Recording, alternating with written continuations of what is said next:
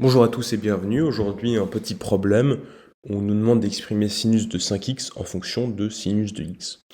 Alors, on pourrait tout à fait aborder cela en utilisant toutes les formules trigonométriques que l'on connaît. Néanmoins, cela peut paraître un petit peu long et fastidieux. Ainsi, j'ai voulu aborder ici une méthode peut-être moins évidente au premier abord, mais qui aboutit plus rapidement au résultat. On va donc passer au complexe, puisque sinus de 5x est égal à la partie imaginaire d'exponentielle de i de 5x.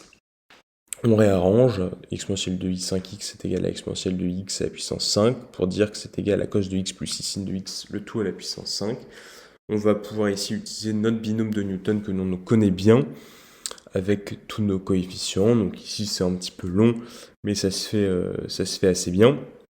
On réarrange tous nos termes en partie réelle et en partie imaginaire, puisqu'on ne veut garder que la partie imaginaire, le sinus de 5x étant égal à la partie imaginaire de l'exponentielle de i de 5x.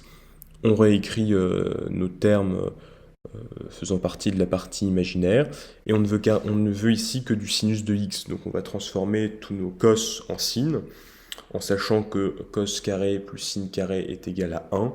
Donc on transforme cos carré est égal à 1 moins sinus carré de x. On transforme, on développe nos termes. Ici, c'est que du calcul avec du a moins b carré.